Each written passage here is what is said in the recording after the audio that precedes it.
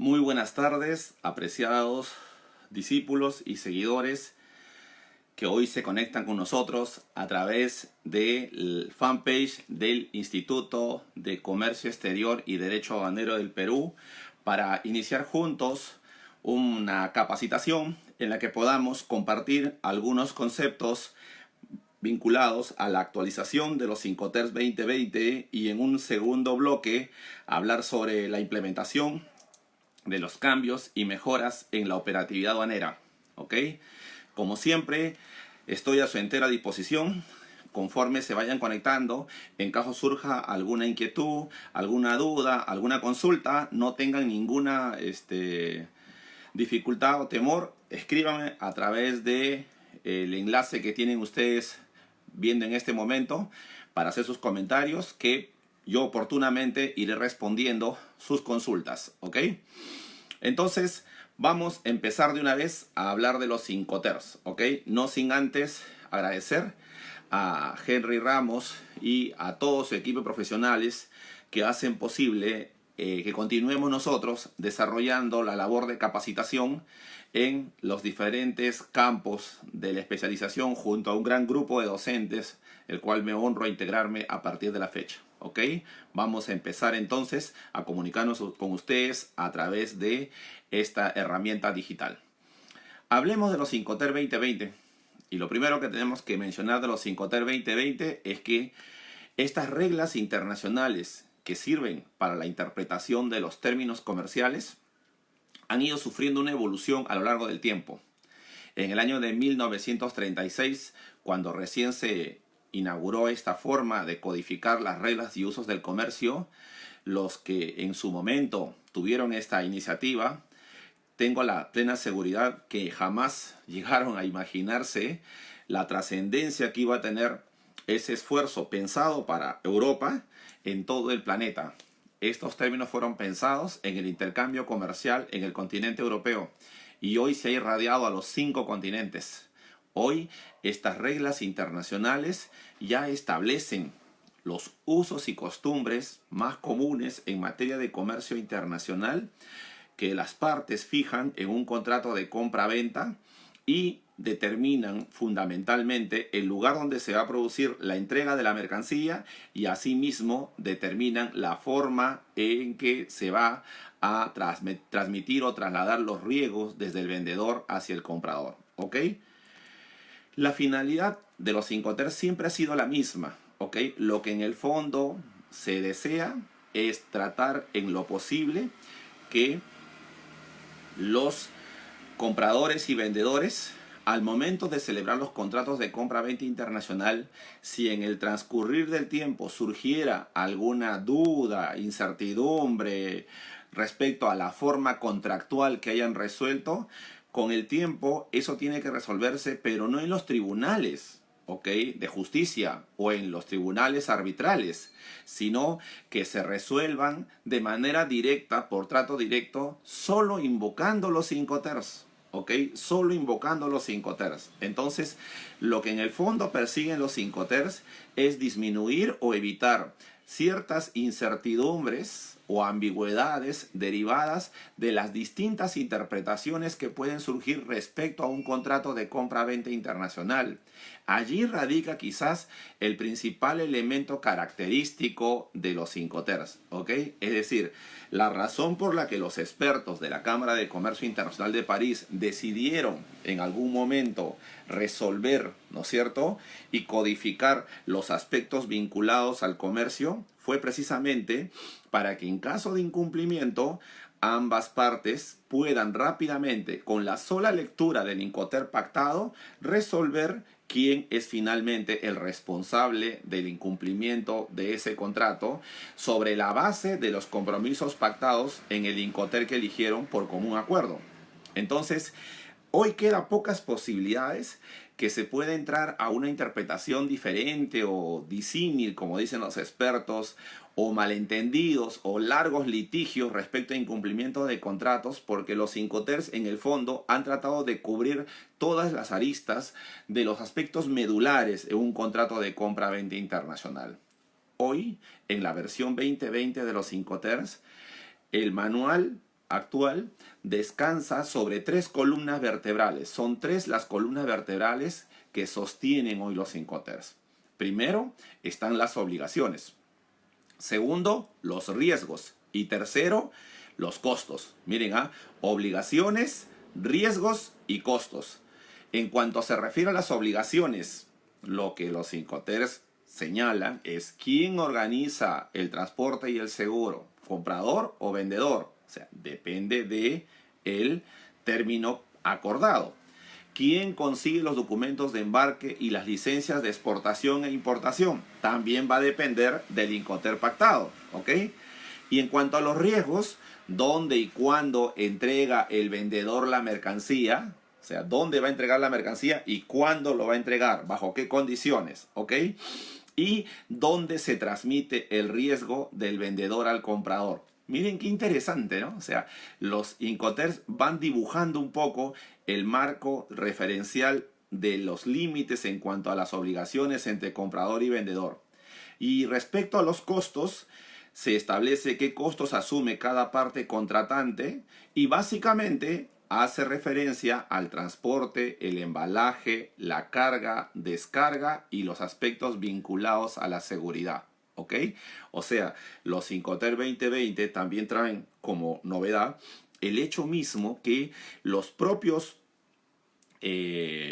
contratantes puedan, ¿no es cierto?, rápidamente asumir en base al Incoterm elegido qué aspectos están en condiciones de responder como obligaciones y qué aspectos todavía no podrían asumirlos. ¿Ok? Entonces miren ustedes qué interesante es el tema de los Incoterms. ¿Ok? Ahora, los usos y costumbres del comercio han ido evolucionando. O sea, estamos hablando de que cada 10 años se están actualizando los Incoterms. O sea, tuvimos Incoterms en el año 2000, 2010, ahora tenemos 2020. Algunos sostienen que la próxima actualización de los Incoterms ya no va a ser en el 2030, sino en el 2025. ¿Y en qué se basa esta aseveración? Estaba leyendo en estos días de cuarentena mucha información que sale de los expertos de la Cámara de Comercio Internacional de París y algunos sostienen que la velocidad a la que nos están obligando, ¿no es cierto?, estas vicisitudes de la vida, a cambiar nuestros hábitos de higiene, nuestros hábitos de actuación o de trabajo, hace que empecemos ahora sí a acelerar el paso por mantenernos a la vanguardia de la tecnología. En consecuencia, esta pandemia también va a dejar algunas lecciones. Y una de las lecciones más importantes que va a dejar para quienes se dedican a los negocios internacionales es que vamos a empezar a digitalizar y someter el 95% de todas las transacciones comerciales al lenguaje electrónico. Al 100% vamos a llegar, ¿ok? ¿Y por qué digo esto? Por la sencilla razón que ahora, por ejemplo, y esta es la mejor prueba, ya no estamos como solíamos hacerlo el año 2019, algunos sábados, en las aulas de la Universidad Nacional Mayor de San Marcos, reunidos todos para compartir conferencias de expertos. Hoy lo podemos hacer a través de esta red social o a través de otra plataforma electrónica. Es más, las propias universidades ya empezaron, ¿no es cierto?, a utilizar el sistema online para todas sus clases, tanto en pregrado como en posgrado. Y lo mismo tiene que ocurrir en el sistema de comercio. El sistema de comercio entonces va a empezar a tomar una velocidad mayor a la que tuvo hasta antes de esta pandemia. ¿En qué sentido? En que la tecnología se va a poner al servicio de las contrataciones internacionales y en consecuencia esas actividades van a empezar a tener otro cariz, otra forma de entendimiento. Por lo tanto, va a ser necesario también actualizar los Incoterms para enfrentar los nuevos usos y costumbres que empezaremos a aplicar en el comercio. ¿Ya? Y más, incluso miren, sin ir muy lejos, el día de hoy, al escuchar a nuestro presidente en el mensaje que nos dio pasado el mediodía respecto al análisis de cómo va evolucionando, ¿no es cierto?, la lucha contra el COVID-19 en el Perú, él menciona que el proceso que vamos a tener nosotros para ir levantando este periodo de aislamiento social obligatorio va a ser progresivo, o sea, no va a ser de un día para otro. En consecuencia, si va a ser progresivo, significa que todavía vamos a depender para el sector económico y para el comercio de el aislamiento en algunas actividades. No todas van a despegar de golpe. En consecuencia, en el mercado internacional, las contrataciones entonces se van a priorizar bajo el sistema electrónico y los documentos también. Miren, los documentos, las contrataciones y todo lo que tenga que ver con el contacto interpersonal va a pasar definitivamente al lenguaje electrónico. Y eso es bueno. Y en consecuencia, es muy probable, como dicen los expertos, que la próxima versión de los 5TER salga de aquí a 5 años, no más, ¿ya? Debido a la velocidad con la que se mueven los negocios. Entonces, los 5TER fijan fundamentalmente estos tres aspectos. Ojo, hay que aclarar que los 5TERs no son en sí mismo el contrato de compra-venta. O sea, el contrato de compra-venta internacional es en el fondo ese compromiso que comprador y vendedor asumen sobre la base de las responsabilidades que han pactado para la transferencia de propiedad de un lote de mercancías, ¿no es cierto? Que van a trasladarse desde un país de origen a un país de destino. Pero, si bien es cierto, los 5TERs no reemplazan al contrato, sí forman parte de él. Los 5TER forman parte de un contrato de compra-venta internacional porque va incorporado a un contrato ya existente. En consecuencia, lo que el manual de los Incoterm 2020 señala es que para elegir el Incoterm más adecuado al tipo de comercio que vamos a desarrollar, se tienen que tomar las siguientes advertencias. En primer lugar, que el Incoterm que yo elija sea apropiado para la naturaleza de la mercancía, ¿no es cierto?, que vamos a intercambiar en el mercado internacional. En segundo lugar, que sea apropiado para el medio de transporte que va a trasladar la mercancía. Porque al igual que en la versión 2010, ahora en la versión 2020 se señala que existen dos grupos de Incoterms, ¿no? Los Incoterms que se utilizan para cualquier modo o medio de transporte y los Incoterms que se utilizan únicamente para el transporte marítimo o vías navegables interiores. Y la tercera sugerencia es que si voy a elegir un Incoterm, este Incoterm que yo elija tiene que establecer las responsabilidades que el vendedor está dispuesto a asumir y también las responsabilidades que el comprador está dispuesto a asumir. Miren qué interesante, ¿no? O sea, cuando hablamos de los Incoterms, básicamente estamos diciendo alerta, alerta, alerta, comprador y vendedor no pueden pactar cualquier Incoterm, tienen que pactar sobre la base de las obligaciones que estén dispuestas a asumir. Pongo un ejemplo exagerado. Por ejemplo, si deciden pactar en términos FAS, Free Alongside Ship, al costado del buque, significa que para pactar una exportación en términos FAS Perú, ¿no es cierto?, se tiene que haber previamente verificado si el puerto por donde se va a embarcar tiene la infraestructura logística para poder apilar los contenedores al costado del buque. Porque, ojo, es importante tomar en cuenta que la legislación de cada país también es un factor determinante para elegir los Incoterms.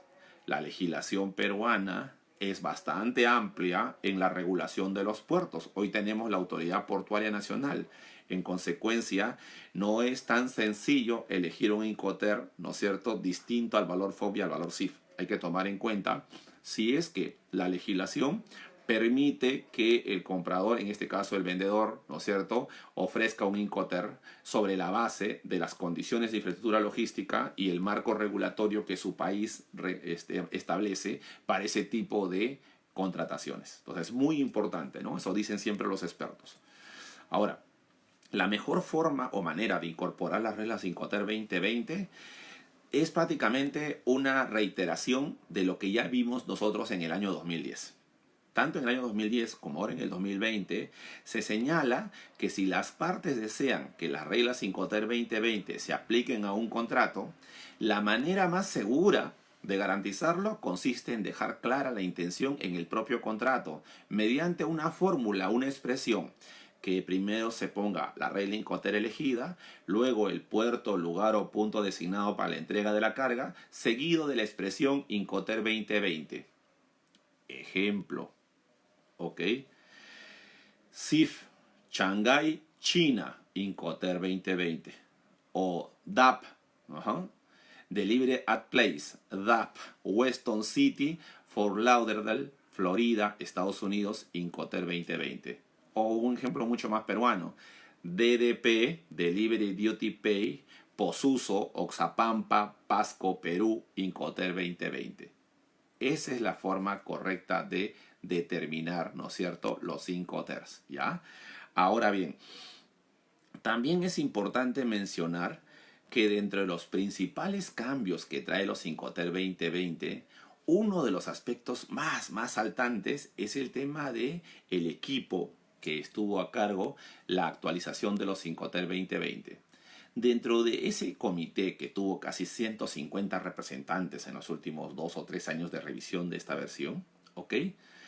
Por primera vez se incorporaron a representantes de China y Australia. Siempre la costumbre es que los representantes sean de Europa. Esa ha sido la costumbre y se va a mantener, porque acuérdense que la sede de la Cámara de Comercio Internacional está en París, ¿ok? Y entonces siempre han sido en su mayoría europeos y lo va a seguir siendo. Pero en esta ocasión, por primera vez, China aceptó, ¿no es cierto?, formar parte del comité de redacción, lo cual también lo compromete a aplicar las reglas de esta nueva versión de los Incoterms. O sea, al haber enviado a sus representantes, prácticamente es una suerte de aceptación de las reglas para su obligatorio cumplimiento en el intercambio comercial que China tenga con el resto del mundo. O sea, fue también una estrategia de parte del gobierno chino para dar señales de actualización, ¿no es cierto?, en el lenguaje de negocios internacionales. Dentro de este esfuerzo entonces de este comité, lo primero que nosotros encontramos al abrir el manual de los Incoterms es la forma en la que se ha desarrollado la estructura interna de las reglas Incoterm 2020. ¿Ok? Si revisamos, vamos a encontrar que tenemos 10 reglas o 10 artículos. ¿Ok? 10 artículos, miren. Los artículos A1, A2, A3 hasta la A10 y los artículos B1, B2 hasta el B10. Todos los artículos que inician con la letra A corresponden a las obligaciones de la parte vendedora. Y todos los artículos, en consecuencia, que se inician con la letra B son las obligaciones de la parte compradora. Y entonces, en el primer artículo, A1 y B1, están las obligaciones generales para ambos. ¿Ok? En el artículo A2 y B2 están las obligaciones respecto a la entrega de la mercancía y la recepción de la misma. En el artículo A3 y B3 está el modo en el que se transmiten los riesgos del vendedor al comprador. Y en el el artículo A4 y B4 están los aspectos vinculados al transporte de mercancías. O sea, todos los aspectos vinculados al transporte de mercancías, quién organiza el transporte, bajo qué modo se trabaja el tema del transporte, eso está en A4 y B4. En A5 y B5 están los aspectos vinculados al seguro de transporte para cautelar la protección de la mercancía. Y ahí vamos a hablar del gran cambio que trae los Incoterm 2020 en los seguros CIF y SIP. Luego, en A6 y B6 están los documentos de entrega y transporte. En A7 y B7 está la responsabilidad de quien desarrolla los despachos de exportación o importación. ¿Ok? Rosa Carrillo Jauregui hace una buena pregunta. Dice, profesor, una pregunta. Dice, es decir, según nuestra legislación portuaria, ¿es recomendable negociar en términos FOB o SIF? Bueno, Rosa, respecto a tu pregunta, hay dos cosas importantes que tengo que aclarar. La primera de ellas es, cuando yo señalo que para elegir un término Incoterm es muy importante, ¿no es cierto?, determinar si esa regla que estoy eligiendo establece las obligaciones que como vendedor o comprador estoy en condiciones de asumir. Porque, ojo, si yo negocio, por ejemplo, en término DAP, siendo más exagerado, ¿ya? El término DAP, Delivery at Place, significa con la entrega de la mercancía en un determinado lugar. Y ese lugar puede ser una terminal de contenedores en el extranjero o puede ser en el local propio del comprador. En consecuencia, si yo tomo ese tipo de decisiones, quiere decir que yo voy a asumir costos, gastos y riesgos de tal magnitud que debo yo haber previsto previamente mi capacidad logística por un lado y la legislación de mi país y del país de destino por otro, para evitar cometer errores. Y de ahí entonces saqué el ejemplo del FAS. Si yo negocio en términos FAS, no siempre voy a poder en exportaciones aceptar ese término. Y no porque yo no pueda llevar los contenedores hasta el costado del barco, sino porque a lo mejor la autoridad portuaria o la administración o concesión del puerto en ese puerto del Perú no permita apilar contenedores al costado del buque. Entonces, sobre la elección de los Incoterms no hay reglas fijas. A eso quiero llegar. Respecto a qué recomendación es la única que vale para elegir un Incoterm. Lo que debemos tener en cuenta es qué punto de obligaciones estoy en condiciones de asumir y qué punto de obligaciones, ¿no es cierto? Mejor prefiero dejarlo para elegir otro término que sea más fácil para mí. ¿Ok? Stephanie Nicole señala que según lo que sé, dice, son en ambos FOB y SIF. Ah, ya. Claro. Eso es cierto. O sea, los términos FOB y SIF son los que más se utilizan. ¿Ok? Los términos FOB y SIF son los de mayor utilización internacionalmente. O sea, si revisamos nosotros las estadísticas respecto a la aplicación de las reglas Incoterms, vamos a encontrar que los términos FOB y SIF son los que constantemente se aplican en todo el comercio. ¿Ya? Muy bien. Sigamos entonces. Estábamos viendo los artículos, ¿sí o no? Entonces estábamos viendo que en el artículo A5 y B5 está el tema del seguro. En A6 y B6 está el documento de entrega y transporte. En A7 y B7 está la responsabilidad de quién se va a dedicar al despacho de exportación o importación. ¿Ok? En A8 y B8 están los temas vinculados a la comprobación, embalaje y marcado. En A9 y B9 está el reparto de los costos. Y en A10 y B10 está el aspecto vinculado a las notificaciones. A ver, hagamos un repaso. Hablemos del término ex-work. ¿Ok? En un término ex-work, franco fábrica, ¿ok? Se entiende que la entrega de la mercancía se produce en el local del propio fabricante, vendedor o exportador, o en un almacén designado por él. ¿Ok? Y entonces el vendedor tiene que entregar la mercancía y la factura comercial conforme al contrato de compra-venta y también cualquier prueba de conformidad que el mismo contrato puede exigir, cualquier documento adicional. Cualquier documento que tenga que proporcionar el vendedor puede ser en papel o en forma electrónica como sea acordado, o si no existe esto, como sea habitual, dice la versión 2020 de los Incoterms. O sea, el vendedor está obligado a entregar los documentos al comprador, ya sea en formato físico, papel o en formato electrónico. ¿Ok? Y obviamente de esto depende los usos y costumbres y la forma habitual como se haga el intercambio de información y documentos entre comprador y vendedor. Luego, el comprador por su parte tiene la obligación de pagar el precio de la mercancía según lo dispuesto en el contrato de compra-venta. Cualquier documento que tenga que proporcionar el comprador puede ser en papel también o en forma electrónica o conforme se haya acordado. Miren ustedes cómo es que en la versión 2020 de los Incoterms no ponen camisas de fuerza, ¿no? Dicen, comprador y vendedor están obligados mutuamente a intercambiarse documentos, ¿sí o no?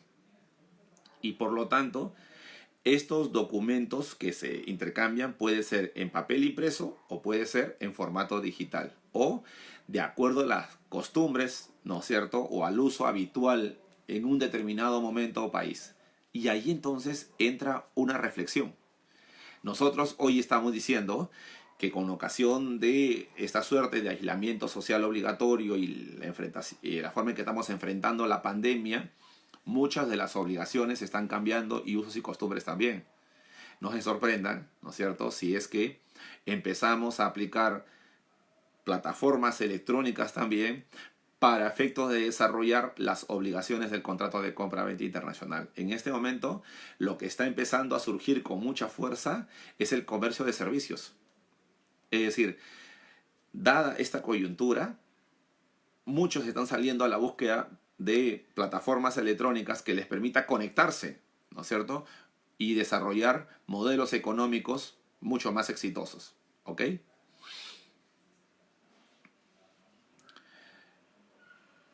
Percy Sandoval Mejía hace una interesante pregunta. Dice, en el Incoterm S-Works, ¿el vendedor hace los trámites ante aduana para acogerse al beneficio saldo a favor del exportador? Qué buena pregunta, Percy, te agradezco. Miren, con esto resolvemos un gran tema, ¿ya? Durante algunos años atrás, ya, tanto la ley del IGB como la ley general de aduanas no hablaban el mismo idioma. O sea, hubo un tiempo, felizmente ya fue superado, hubo un tiempo en el que el texto único ordenado de la ley del IGB señalaba que cualquier venta con transferencia de propiedad que se desarrolle dentro del territorio del Perú era considerado como un acto de compra-venta sujeto al IGB. Y por lo tanto, las facturas ex-work no eran consideradas como facturas de exportación, sino facturas de compra y venta local sujetas a IGB. En cambio, la Ley General de Aduanas y la reglamentación aduanera sí aceptaba la factura ex-work y le reconocía el derecho incluso para solicitar el drawback. Pero esa factura ex-work no servía para pedir acogerse al saldo a favor del exportador, que es la devolución del IGB. Se lo grababa con IGB de todas maneras.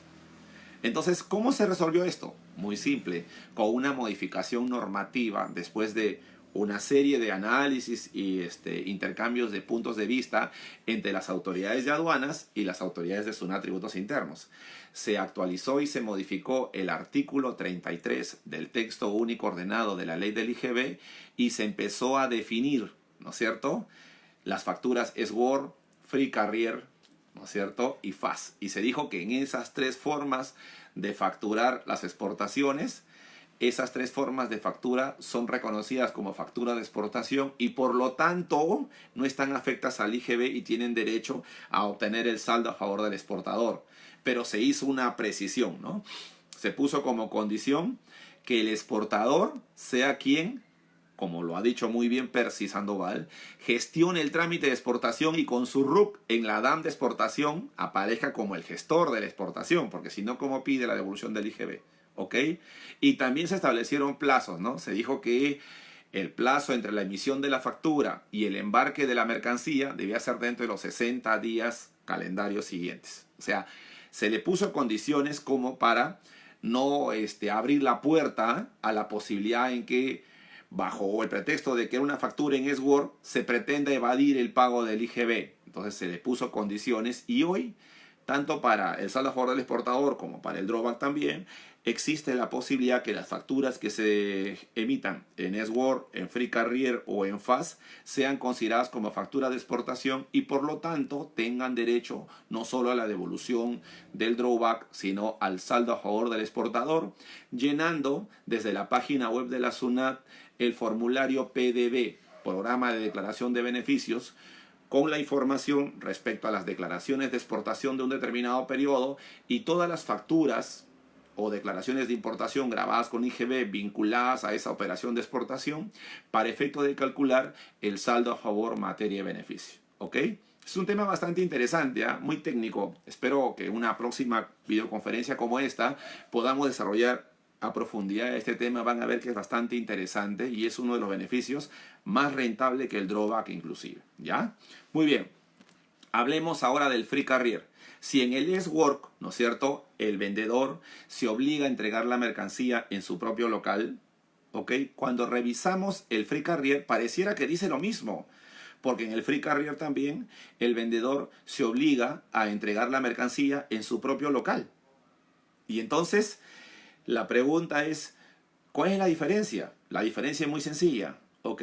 En el S-Work, quien se encarga de cargar la mercancía desde el piso de mi fábrica hacia el camión que está en la puerta que ha venido a recogerlo es el comprador en el S-Work. Y en el Free Carrier, cuando el comprador me toca la puerta, si yo soy el exportador, yo soy quien tiene que, con mis operarios o estibadores, cargar la mercancía al camión. Y la entregas en el mismo lugar. La única diferencia es quién carga. ¿Ok? Hay una pregunta también interesante de Miriam Corrales, a quien saludo desde aquí. ¿Ok? Y establece o pregunta, ¿cómo determino el valor en aduanas si tengo factura en S-Work más flete y más seguro? Muy sencillo, muy simple. A ver, acuérdense esto. La factura en S-Work es una forma de contratación que sirve entre comprador y vendedor. ¿Ok? O sea, mi factura Word es la forma clásica como yo me pongo de acuerdo con el comprador en el extranjero. Yo le vendo en Word y ofrezco que en la factura le voy a considerar todos los gastos y costos que se van a grabar hasta el momento en el que la mercancía esté lista para ser recogida en mi local. ¿Ok? Eso está claro. Pero para fines aduaneros, recuerden ustedes que la Ley General de Aduanas y el procedimiento de exportaciones DESPA PG02 obligan a declarar en valor FOB, el valor de exportación, y en dólares. En consecuencia, lo que tienen que hacer para fines aduaneros es a esa factura Word sumarle los gastos de flete y seguro, perdón, los gastos de flete estiva. Es decir, tienen que sumarle los costos del flete desde el local donde se va a recoger la mercancía hasta el almacén o hacia la aduana, ¿ok? Los gastos administrativos en la aduana para la estiva o el embarque y los gastos aduaneros de exportación, ¿ok? Y más el flete internacional, ¿no es cierto? Si es que le están pidiendo flete y seguro, el flete internacional va a estar, estamos hablando solamente del FOB, ¿no es cierto? El FOB concluye cuando yo, después de la factura de Word, le sumo los valores adicionales hasta colocar la carga, ¿no es cierto?, a bordo del buque. Entonces voy a considerar la factura Word más el flete terrestre interno desde mi fábrica hasta el puerto, más los gastos de administrativos en el puerto, más la estiva, ¿no? O lo que le llaman el handling. ¿Ya está? Hasta ahí llega mi FOB. Si mi comprador quiere saber el flete, muy bien. Lo único que tiene que hacer es pedir el BL. En el BL está el flete internacional. Si quiere saber el seguro, el comprador tiene que pactar su póliza de seguro. ¿Estamos de acuerdo? Y ahí está la prima. ¿Ok? Entonces, a la factura Word se le suma el transporte local, como muy bien lo acaba de comentar Marcos Navas Mori. ¿Ok? Buenas tardes, Marcos. Sigamos entonces. Estábamos viendo la diferencia entre el Word y el Freight Carrier. ¿Ya? Veamos ahora el término CPT. El término CPT es con la entrega de la mercancía hasta un determinado lugar. ¿Ok? Entonces, aquí es muy importante porque en la versión 2020 de los Incoterms se dice, por ejemplo, respecto a la transmisión de los riesgos en términos CPT, que el comprador corre con todos los riesgos de la pérdida o daño de la mercancía desde el momento en que se haya entregado, ¿no es cierto?, según lo acordado por las partes. Puede ser, por ejemplo, en un aeropuerto intermedio, ¿ya?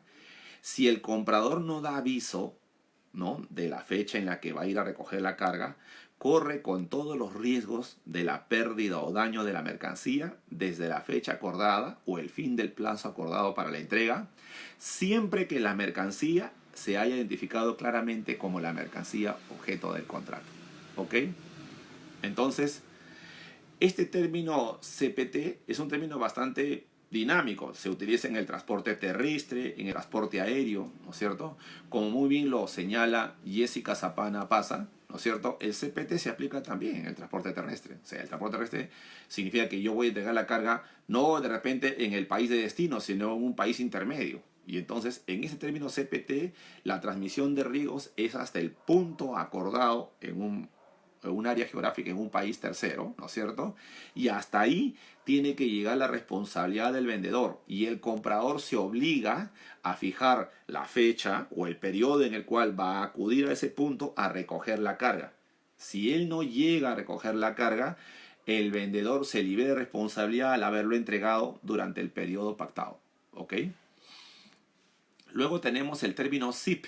¿Cuál es la diferencia del término CPT y el SIP? Básicamente el tema del seguro es la diferencia. O sea, aquí hay que tener en cuenta que tanto en el término CPT como en el término SIP, quien contrata el transporte es el vendedor. Y como es el vendedor el que contrata el transporte, ¿ok?, de la mercancía desde el punto de entrega acordado, ¿ya?, o en el lugar, hasta el lugar de destino designado, o sea, hasta el lugar de destino que designaron, hasta ahí tiene que contratar el vendedor, ¿ok? El contrato de transporte pactado por el vendedor debe formalizarse. Miren lo que dice la versión 2020 de los Incoterms. El contrato de transporte debe formalizarse en las condiciones usuales a expensas del vendedor y proporcionar un transporte por la ruta usual en la forma habitual del tipo normalmente utilizado para el transporte de ese tipo de mercancía vendida, y el vendedor debe cumplir con cualquier requisito de seguridad relacionado con el transporte para el transporte de la mercancía hasta destino. Miren qué interesante, ¿no? O sea, aquí hay bastantes obligaciones que el vendedor está dispuesto a asumir, ¿no? Es decir, en la versión 2020 de los Incoterms, ¿ok? El vendedor debe contratar o procurar un contrato para el transporte de la mercancía desde el punto de entrega acordado, si lo hay, en el lugar de entrega hasta el lugar de destino designado, o si se acuerda, cualquier punto en ese lugar. O sea, aquí la transmisión de riesgos, ¿no es cierto?, se extiende hasta el lugar de entrega designado por el vendedor, y es allí donde tiene que acudir el comprador a recoger la mercancía. ¿Ya? Por su parte, si el vendedor es responsable del transporte, el comprador no tiene ninguna obligación ante el vendedor de formalizar ningún tipo de contrato de transporte hasta el lugar de destino designado. De ahí para adelante ya es responsabilidad del comprador, porque ya no forma parte del contrato de compraventa internacional, ya le entregó la carga y ya trasladó la responsabilidad, y lo que ocurre de ahí para adelante ya es responsabilidad absoluta del comprador. Vamos a ver el tema del seguro. ¿Cómo está regulado el tema del seguro? En el tema del seguro, acá hay una cosa muy exquisita, y es que en la versión 2020 de los Incoterms se hace una diferencia entre el término CIF y el término SIP, ¿ok? Y empieza el manual de los Incoterms 2020 señalando, por ejemplo, que en el término CIF se dice respecto al vendedor que, a menos que se acuerde de otro modo, o sea, la costumbre en el comercio en particular, el vendedor debe obtener, bajo su costo o financiamiento, un seguro de carga que cumpla con la cobertura proporcionada por la cláusula C de las cláusulas de carga del Instituto de Londres. Entonces, para el término CIF se habla de la cláusula C, y para el término SIP la cláusula A. ¿Cuál es la diferencia entre uno y otro? La cláusula A es la de mayor cobertura y la cláusula C es la de cobertura básica, estándar, mínima. ¿Ok? Ahora, respecto al tipo de seguro que se debe contratar, en la versión 2020 de los Incoterms también se señala que el seguro debe contratarse con aseguradores o una compañía de seguros de muy buena reputación, y darle derecho al comprador o cualquier persona que tenga un interés legítimo asegurable sobre la mercancía a reclamar directamente al asegurador. O sea, basta que yo tenga la póliza y yo ya puedo reclamar. Estoy hablando de la póliza de seguro. ¿Ok? Entonces, no se trata de que porque el vendedor contrate el seguro va a contratar pues cualquier tipo de seguro con tal de salir del paso. Tampoco es así, ¿no? O sea, aquí hay obligaciones muy importantes, ¿no? La primera de ellas: el seguro que pacte tiene que ser un seguro hecho con compañías de muy buena reputación. Segundo, tiene que pagar el total de la prima pactada. Tercero, la cobertura del seguro tiene que cubrir el 110% del valor de la mercancía. Siempre tiene que cubrir el 110% del valor de la mercancía. Y el beneficiario del seguro, que en este caso es el comprador o un tercero, ¿no es cierto?, debe tener la facultad y la libertad de poder reclamar directamente a la compañía de seguros en caso se produzca el siniestro. ¿Ok? Luego hablemos del término DAP, Delivery Place. ¿Ok? En el término DAP, ¿ok?, por ejemplo, en lo que se refiere al documento de entrega, ¿no?, el vendedor se obliga a entregar al comprador cualquier documento exigido que le permita al comprador hacerse cargo de la mercancía. Estamos hablando de, por ejemplo, la factura comercial, el endoce del documento de transporte o los requisitos, certificaciones, permisos y autorizaciones para el libre tránsito de esa mercancía, ¿no?, por los diferentes puertos o aeropuertos. ¿Ok? La otra novedad está en el término DPU. ¿ok? O sea, los dos términos que han venido como novedad en la versión 2020 de los Incoterms son el término DAP, Delivered Place, y el término DPU, Delivered Place Unloaded, que es la entrega de la mercancía a un determinado lugar, pero descargado. ¿Ok? Entonces, si yo hablo de descargar la mercancía, quiere decir que en el trámite del despacho de exportación e importación, si hablamos en DPU, tiene que estar establecido quién hace el trámite de la exportación y quién hace el trámite de la importación.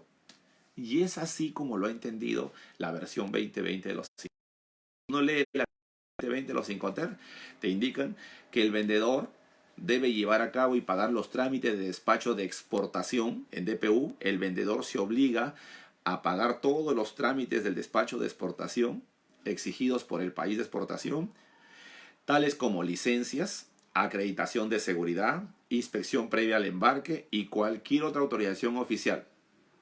Y también el vendedor debe brindarle ayuda al comprador cuando tenga que hacer allá en destino el despacho de importación. La carga ya llegó a destino y todavía no lo puedo descargar como ocurre en el Perú hasta que no haya la autorización de la aduana, ¿sí o no? Entonces, en B7, cuando hablan de las obligaciones del comprador para el término DPU, se señala que el comprador brinda ayuda al vendedor para obtener los documentos que faciliten el despacho de exportación, ¿ya? Pero también el comprador debe llevar a cabo y pagar todos los trámites exigidos por el país de importación, tales como licencias, acreditación de seguridad para importación, inspección previa al embarque y cualquier otra autorización especial u oficial. Entonces, en el término DPU queda claro que la obligación en los trámites de exportación corren por cuenta del vendedor y las obligaciones respecto a la importación corren por cuenta del comprador. Luego está el término DDP. En el término DDP significa que el vendedor va a entregar la mercancía, ¿no es cierto?, en el local propio del comprador en la localidad o zona del país de destino. En consecuencia, el vendedor tiene que asumir los gastos desde el embarque de la mercancía en su país de origen, transporte internacional, los seguros, los gastos de importación en el país de destino, el flete interno y la entrega en el local propio del comprador. ¿Se dan cuenta? DDP, Delivery Duty Pay, con todos los derechos pagados hasta el local de destino del comprador. Muy bien, pero aquí surge un tema. El comprador tiene un temor. ¿Cuál es su temor? Que recién cuando la carga esté en su poder, porque no va a tener oportunidad de acercarse a ella, sino cuando ya le estén tocando la puerta, ¿no?, en su propio local, recién ahí va a saber si la mercancía que le están entregando coincide con los requisitos y condiciones pactadas. Y entonces, ¿cómo se asegura que no le envíen una carga por error? Es decir, que el lote que le están enviando no corresponda al número de serie, o a la tecnología, o a alguna especificación técnica adicional que está pidiendo. Entonces aquí surge en la versión 2020 de los Incoterms la obligación en los términos A8 y B8 de mutuamente comprometerse a realizar la comprobación de la mercancía antes del embarque, a cuidar los embalajes y marcar las mercancías, rotularlas. Pero estamos en términos DDP. Y estando en términos DDP, se entiende que quien va a hacer todo ese trámite va a ser el exportador, ¿sí o no? ¿Se dan cuenta? Entonces, en ese sentido, la versión 2020 de los Incoterms resuelve este tema. Se señala que el vendedor debe pagar los costos, miren, el vendedor debe pagar los costos de aquellas operaciones de verificación, tales como comprobación de la calidad, medidas, pesos o recuentos que sean necesarios al objeto de entregar la mercancía en las condiciones pactadas en el contrato. El vendedor también debe embalar y marcar la mercancía de manera apropiada para su transporte, a menos que las partes hayan acordado requisitos específicos de embalaje o marcado. O sea, si ambas partes acordaron, por ejemplo, que tiene que tener código de barras o código QR, o tienes que colocarle un pequeño chip, ¿no es cierto?, con geolocalizador, todo eso tiene que ser cumplido por parte del vendedor con financiamiento y gastos del vendedor, porque va a permitir que el comprador tenga la certeza que la carga que va a recibir en su local y en su país de destino coincide con lo pactado. ¿Ok? Luego está el término FOB. En el 2010 hizo un gran cambio en el término FOB, ¿no es cierto? En el 2010 se rompió el paradigma de que la versión o la entrega de la mercancía en términos FOB se da cuando la carga cruza la línea imaginaria que separa el bordo del buque con el muelle. Eso ya es cosa del pasado. Todos sabemos ahora que el término FOB consiste en la puesta de la mercancía a bordo del buque. ¿Ok? Pero entonces nos preguntamos, ¿y cómo es el reparto de los costos en términos FOB? ¿Cómo se reparten los costos? Entonces vamos a leer el artículo A9 y B9. A9 para el vendedor, B9 para el comprador. Estamos hablando de términos FOB. ¿Ok? En el término FOB, entonces, el vendedor debe pagar todos los costos relativos de la mercancía hasta que sea colocado a bordo del buque. Los costos de proporcionar la prueba usual al comprador, según lo pactado en el contrato, ¿ok? Respecto a que la mercancía ya fue entregada al transportista, debe pagar cuando sea aplicable también los derechos e impuestos y cualquier costo relacionado con la exportación en el país de origen. Claro, contundente, ¿no? O sea, en el término FOB, el vendedor paga todos los costos relativos a la mercancía, paga los gastos de la prueba o comprobación de la entrega de la mercancía al transportista y también paga los derechos e impuestos y tasas si hubiera de exportación en el país de origen. Y por su parte el comprador debe pagar todos los costos relativos a la mercancía desde el momento que se coloca a bordo del buque en adelante. También debe pagar al vendedor todos los costos y gastos relacionados con la prestación de ayuda para obtener documentos e información, así como los derechos, impuestos y cualquier costo relacionado al despacho de importación en su país de destino. Entonces lo que hace la versión 2020 de los 5TERS es de una vez dejar claro el concepto de cómo va a ser el reparto de los costos en todos los términos. Es decir, cuando ustedes quieren saber en un término Free Carrier, en un término FAS, en un término DAP, cómo es el reparto de costos, siempre vayan al artículo A9 y B9. Finalmente está el artículo A10 y B10. Y en el artículo A10 y B10 pongo como ejemplo el FAS. ¿Ok? La entrega de la mercancía al costado del buque. Entonces, para que ese término, el FAS, realmente se logre cristalizar y se cumpla, tiene que básicamente establecerse una suerte de comunicación directa entre comprador y vendedor.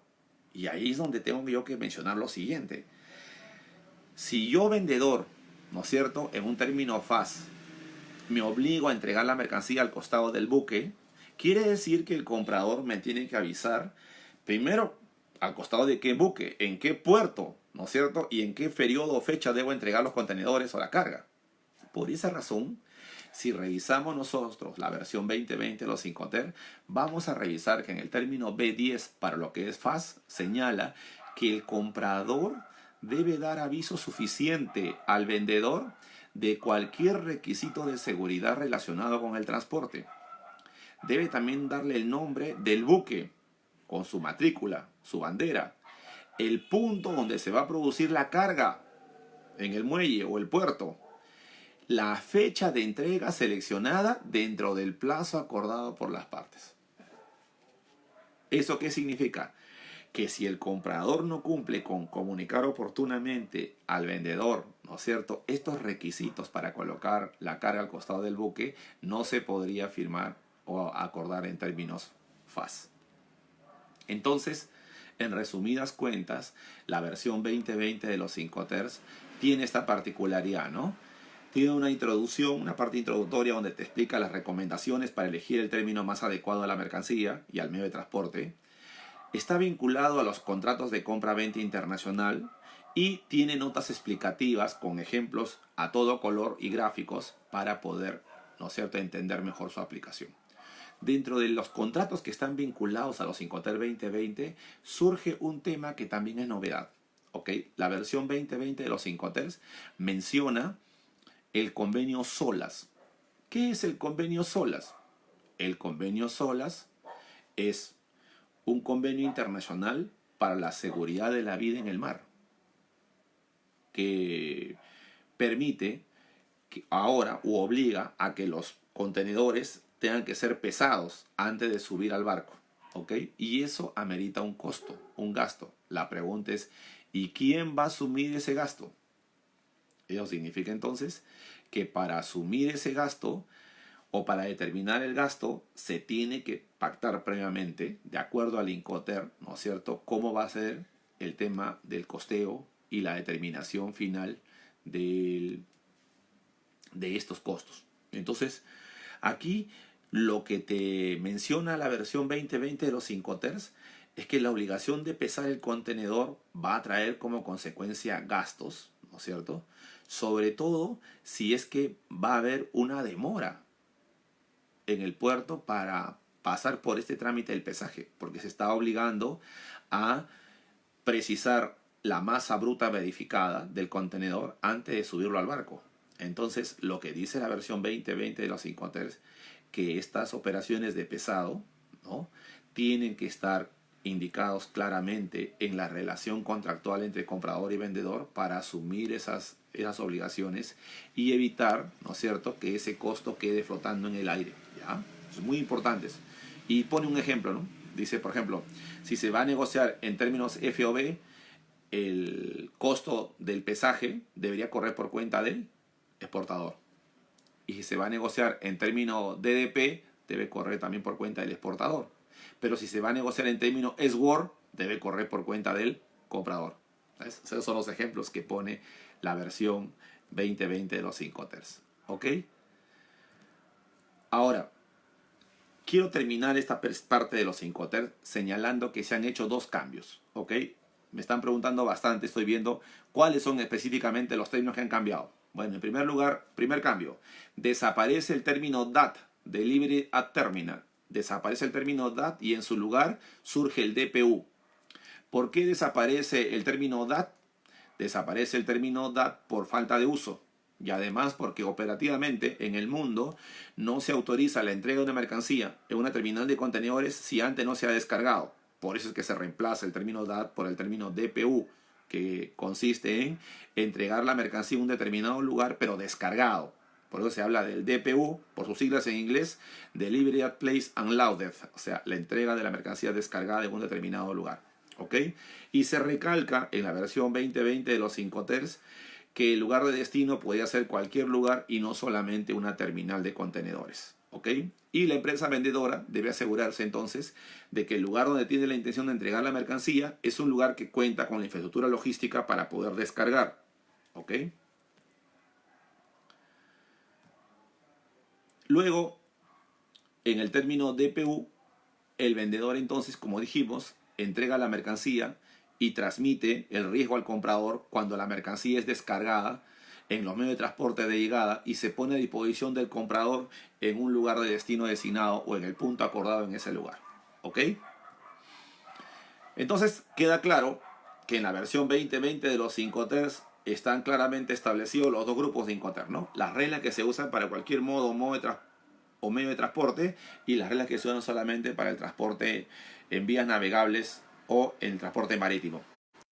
Respecto a las reglas para cualquier modo o medio de transporte, quedan el S-Work, ahí está el S-Work, el Free Carrier, el CPT, transporte pagado en un determinado lugar, el SIP, transporte y seguro pagados en un determinado lugar, el término DAP, con la entrega en un determinado lugar, el término DPU, con la entrega en un determinado lugar pero descargado, el término DDP, con la entrega, con todos los derechos pagados hasta el punto de destino acordado. Y quedan 4 reglas dentro de las reglas para el transporte marítimo y vías navegables interiores. Estos son FAS, la entrega de la mercancía al costado del buque, FOB, la entrega de la mercancía a bordo de la nave, CFR, la entrega de la mercancía con el costo y flete pagado por el vendedor, y CIF, la entrega de la mercancía con el costo, flete y seguro pagado por el vendedor. ¿Ok? Entonces, a manera de conclusión, podemos decir que la versión 2020 de los Incoterms hablan mucho sobre la seguridad en el transporte. Han hecho una incidencia clara en la diferencia de pactar en términos SIP y SIF. Han relacionado los Incoterms con el contrato de compra-venta internacional. Y lo otro que ustedes ya seguro lo deben haber visto, existe un app donde pueden tranquilamente ir ustedes descargando los términos Incoterms 2020 y participando, ¿no?, de una serie de casos prácticos que se van descargando mensualmente sobre los usos que se van dando a los nuevos Incoterm 2020 en todo el mundo. Veamos ahora, terminando este tema de los Incoterm 2020, vamos ahora a comentar, ¿no es cierto?, cómo van las reformas aduaneras 2020. ¿Ok? Muy bien. Hablemos entonces de las reformas aduaneras 2020. Hablemos de los cambios que trae la Ley General de Aduanas. ¿Ok? Respecto a las reformas aduaneras, lo importante es lo siguiente. Miren, cuando se empezaron a hacer los cambios en la Ley General de Aduanas en agosto del 2018, ya el legislador nos había dado una primicia. Nos dijo, a ver, va a haber dentro de los actores del comercio exterior 3 grandes equipos: los operadores de comercio exterior, los operadores intervinientes y los terceros. O sea, 3 grupos. Y a cada uno de ellos se le va a atribuir un nivel de responsabilidades. Y entonces, aquí es importante mencionar lo siguiente. Cuando se establece esta forma de clasificarlos en 3 grupos o equipos, lo que se está haciendo es fijando de una vez la diferencia entre ser un operador de comercio exterior y ser un operador interviniente. Y lo primero que tenemos que decir es, los operadores de comercio exterior son todos aquellos, personas naturales o jurídicas, que para participar de las gestiones de comercio exterior y aduanas, necesitan que la aduana les otorgue un código. Necesitan un código otorgado por la aduana. ¿Ok? Mientras no tengan ese código, no pueden participar. Estamos hablando del agente de aduana, el agente de carga, ¿ok? Estamos hablando de los transportistas, los almacenes, ¿ya? Las empresas de envío y entrega rápida tienen códigos, ¿ya? Y el operador interviniente no necesita un código de la aduana ni autorización de la aduana, ¿ya? El operador interviniente participa con su RUC. Es más, el operador interviniente es el motor que enciende todas las operaciones de comercio exterior. Por eso es que en el rubro operador interviniente estamos considerando al importador, al exportador, ¿ok? Estamos hablando de el operador de base fija, ¿ok? A ver, Esther Vera Espinosa pregunta, ¿cómo se llama la app de los Incoterm que mencionó? Muy simple, Incoterm 2020. Así se llama, ¿ya? Sigamos. Entonces decía yo que los operadores de comercio exterior son 3, ¿no es cierto? Estamos hablando de operador de comercio exterior, operador interviniente, y estamos hablando también de terceros. Cuando hablamos del operador de comercio exterior, nos estamos refiriendo a agencias de aduana, agencias de carga, todos aquellos que requieren un código para participar en los negocios aduaneros. Y cuando hablamos de operador interviniente, nos estamos refiriendo fundamentalmente a el importador, el exportador, todo aquel que para participar de este negocio basta con su RUC. Y el tercero es quien interviene tangencialmente en las operaciones de comercio exterior sin ser operador de comercio exterior ni ser operador interviniente. ¿Cuál es el primer gran cambio? Las autorizaciones. Para ser operador de comercio exterior, obviamente necesitan autorización, no solo de la aduana, también necesitan autorización del sector competente, como por ejemplo los transportistas y los agentes de carga internacional. ¿Ok? Ahora, este operador de comercio exterior solicita autorización a la aduana y en el pasado lo hacía con expediente físico por trámite documentario, ¿sí o no? Ahora ya no. Ahora existe una plataforma electrónica. Presenta una declaración jurada electrónica en base a un formato establecido por la aduana, ¿no? Llena todos los requisitos y casilleros y luego la aduana envía a un auditor para que verifique en el local que cuente con toda la infraestructura necesaria para cumplir con su condición como operador y se le da la autorización. ¿Ok? Incluso respecto a las garantías aduaneras para operar como tal, ya no tienen que ir al banco a gestionar la fianza, obtener el papel impreso llamado fianza e ir con mucho cuidado y seguridad hasta la aduana para entregar su fianza y obtener su autorización. Eso este año ha quedado en el pasado, ¿ok? En enero de este año, los operadores de comercio exterior solo tuvieron que gestionar con la entidad bancaria donde son clientes o la de su preferencia y el banco se encargó de entregarle a la aduana la fianza debidamente digitalizada y de manera electrónica. ¿ok? En contados minutos. Ahora bien, como el procedimiento es electrónico, para el inicio del trámite entran a una plataforma y solicitas autorización para operar. Eso indica que el procedimiento de autorización de operadores es un procedimiento de evaluación previa.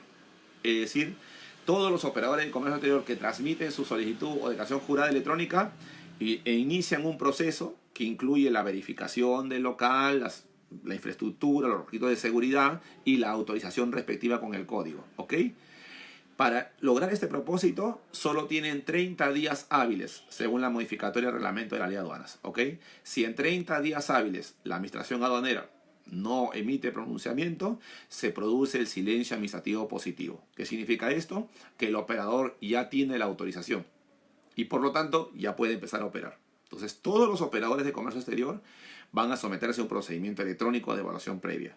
El único operador que tiene aprobación automática es el despachador oficial. Después todos tienen procedimientos de evaluación previa.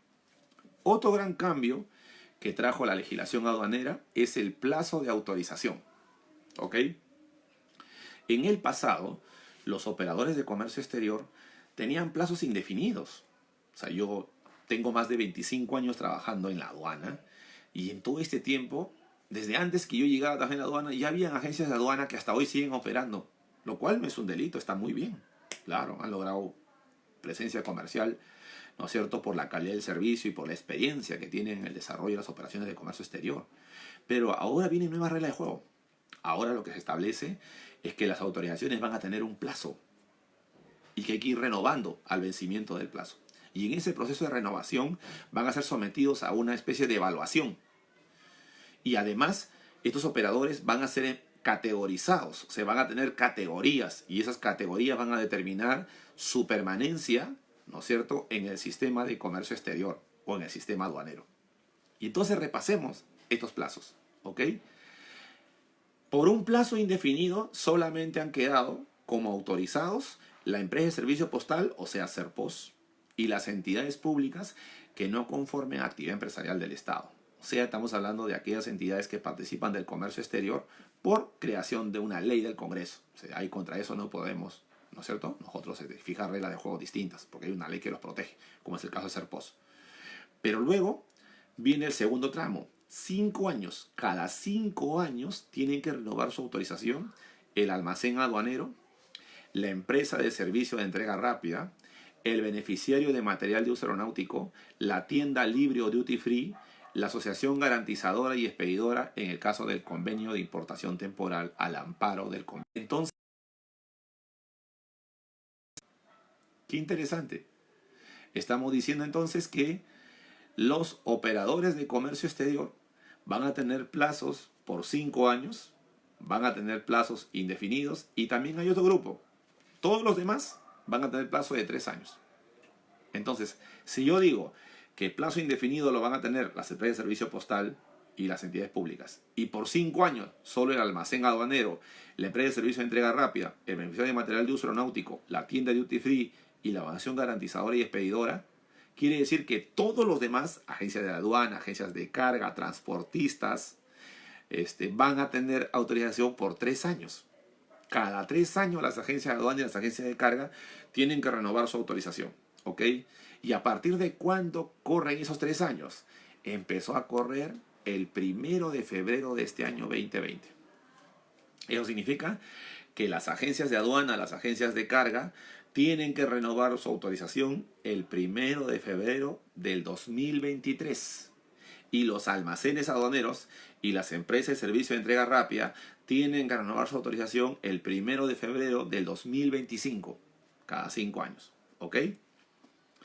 En el momento en que se presenten a renovar su autorización, se va a tener que evaluar, ¿no es cierto?, algunos requisitos.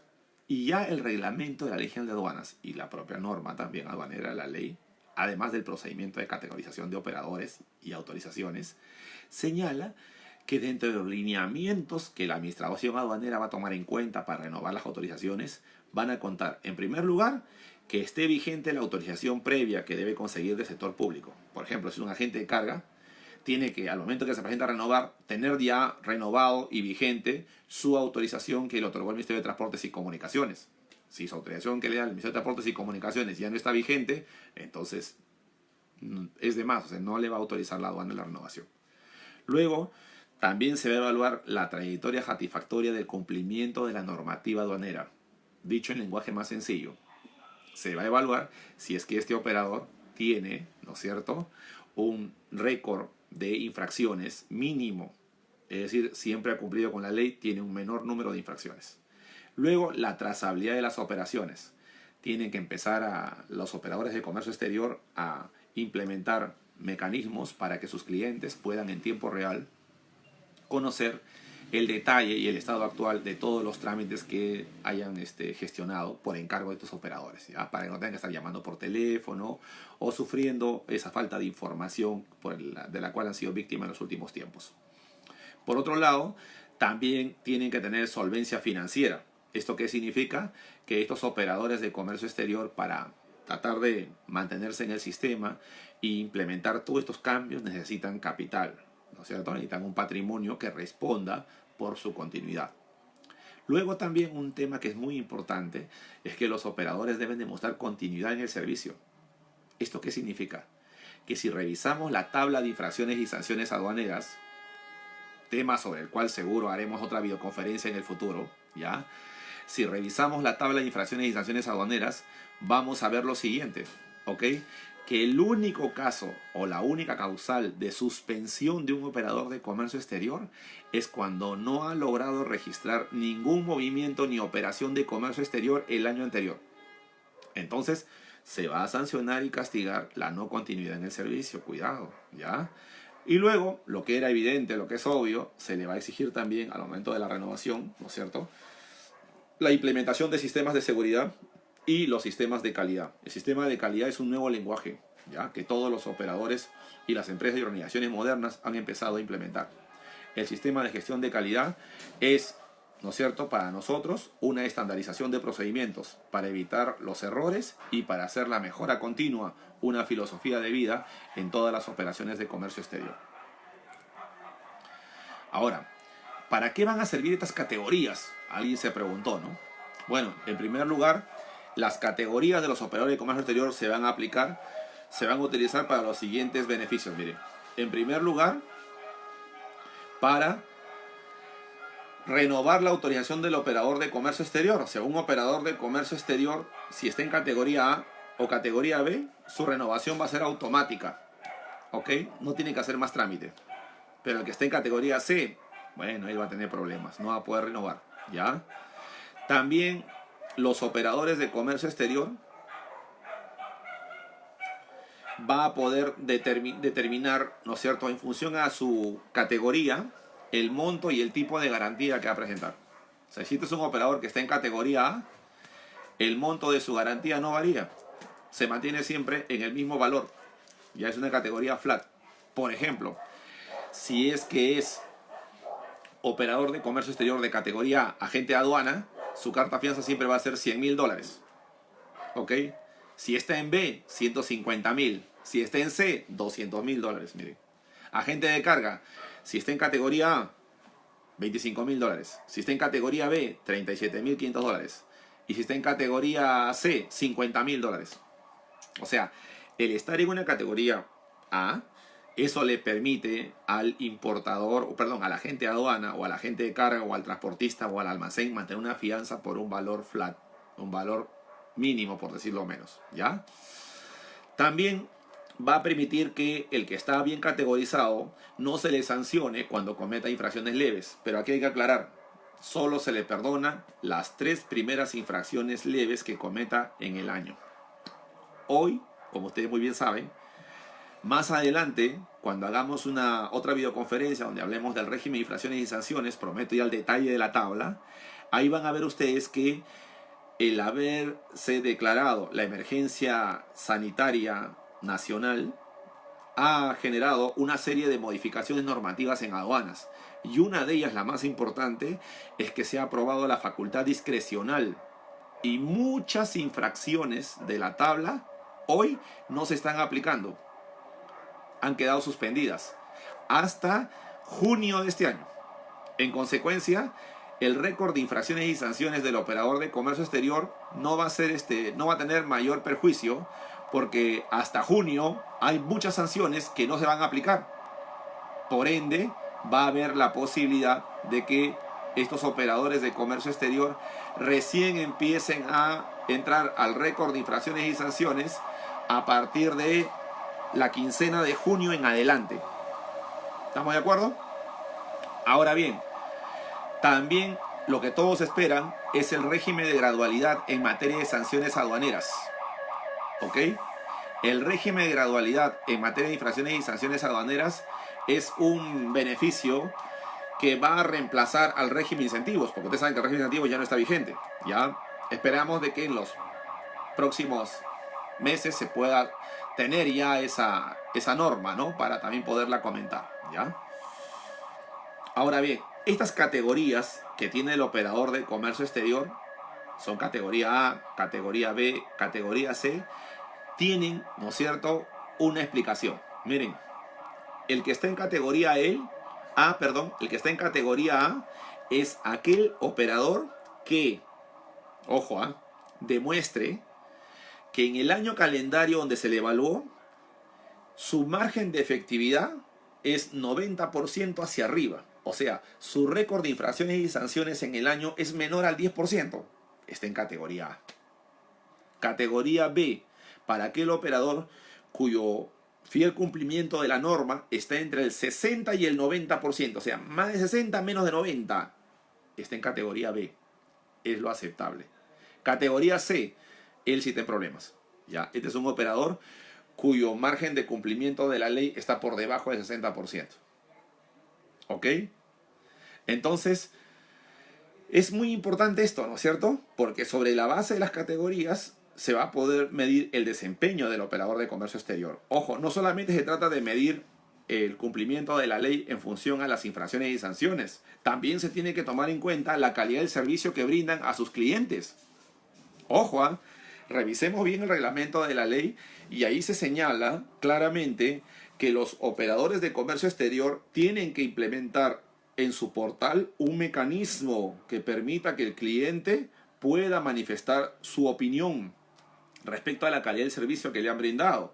Es decir, o le pone las 5 estrellitas, ¿no es cierto?, de calidad y eficiencia comprobada, o una opción para poner ahí sus reclamos, sus quejas, ¿no es cierto?, respecto a la baja calidad del servicio.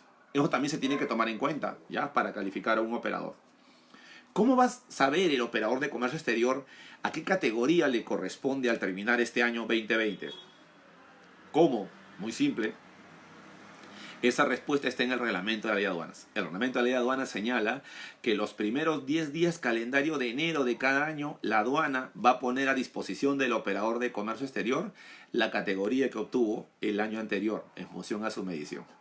Pero, si ustedes revisan el procedimiento de autorización de operadores y categorización que ya está publicado en la página web de la aduana y de la SUNAT, van a descubrir que los operadores de comercio exterior este año van a tener la posibilidad de ir consultando mes a mes cómo va el desenvolvimiento de sus operaciones, ¿no es cierto?, para ver a qué categoría se están proyectando, ¿ya? Así que mucho cuidado. A partir del próximo año empezamos a aplicar las categorías y, sobre todo, a tener cuidado con las nuevas reglas de juego para evitar, ¿no?, que se pierda la categoría. Ahora, la otra pregunta es, ¿y qué pasa si un operador de comercio exterior, ahora que termina la cuarentena, inicia su trámite para pedir la autorización como operador? ¿A qué categoría lo van a calificar? Muy simple, va a la categoría A.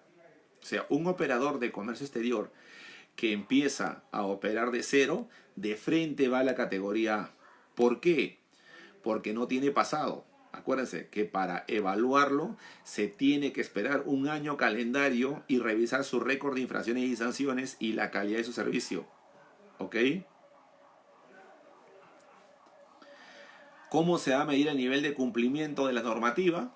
La aduana va a medir el nivel de cumplimiento de las operaciones desde la fecha en que otorgó la autorización al operador de comercio exterior hasta el fin del cómputo del plazo de autorización, o desde la fecha en que se produjo la renovación hasta el fin del plazo de autorización. ¿Esto qué significa? Que para el caso de los agentes de aduana y agentes de carga, que seguro es lo que más llama la curiosidad, ¿no?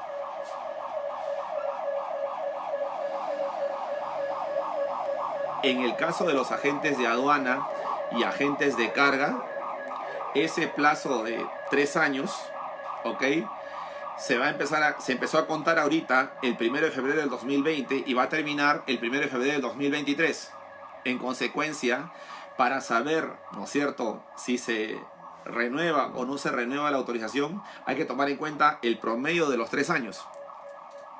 Y entonces ahí juega un factor importante el tema de la categoría a la cual haya sido calificado en el 2021, en el 2022 y propiamente el 2023.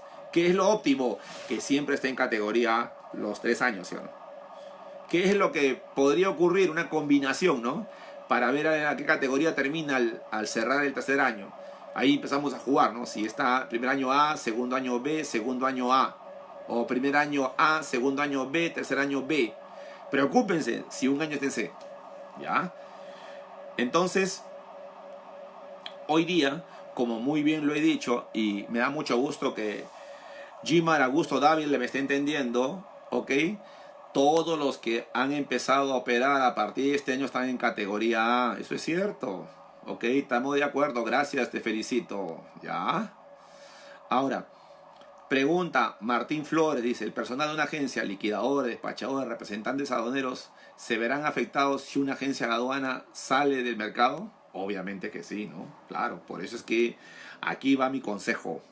Miren, el éxito de una organización no está, ¿no es cierto?, solamente dependiendo de la decisión gerencial de los dueños. El éxito de la organización fundamentalmente depende de los auxiliares de despacho, los representantes aduaneros y el personal administrativo. Todos son un equipo y todos tienen que tratar de proteger su récord para dar un buen servicio y de esa manera no perder la categoría A. ¿Ok?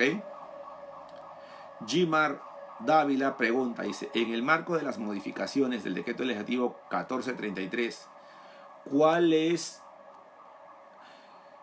tu apreciación respecto a la responsabilidad cuando es cumplido lo dispuesto en el artículo 131 modificado en un Incoterm DDP? A su madre, ya. A ver, vamos a dar a entender lo que dice nuestro seguidor. Entiendo yo que está yendo por el tema del despacho anticipado obligatorio. Ojo con esto, ¿ya? El despacho anticipado ya es obligatorio desde el 31 de diciembre del 2019. ¿Estamos de acuerdo? Listo, estamos de acuerdo. Si eso es así, quiere decir entonces que a partir del 31 de diciembre, todos los que realizaban la importación para el consumo tenían que hacer el despacho obligatorio. Si no lo hacían, se aplicaba una sanción. La sanción equivale al 0,02% de la UIT. ¿Estamos de acuerdo? Pero esa sanción está todavía suspendida, no se va a aplicar hasta junio de este año, porque se ha ampliado la facultad discrecional. Por lo tanto, no hay de qué preocuparse. A partir de junio en adelante, vuelve otra vez a la agenda diaria el tema del día, el despacho anticipado obligatorio. Podemos estar a favor, podemos estar en contra. Ya, eso lo dejo para los usuarios del sistema. Mi opinión personal, ¿cuál es? Procuremos cumplir con las reglas. El despacho anticipado, según la experiencia de naciones amigas, ha permitido agilidad en el despacho, simplificación de trámites y mayor competitividad de los importadores. ¿Ok? Es evidente que todavía no estamos en condiciones de aplicar el despacho anticipado al 100%, pero tenemos que empezar a hacerlo ya. ¿Ok? Porque si no, vamos a quedar atrasados en el tiempo. La idea es avanzar. ¿Ok? Ahora, hablando de las modalidades de despacho, el otro gran cambio que ha traído la legislación aduanera, ¿ok?, es el tema de los plazos y requisitos para cada modalidad de despacho. Lo primero que tenemos que recordar es lo siguiente. El despacho anticipado ya no tiene ningún tipo de plazos.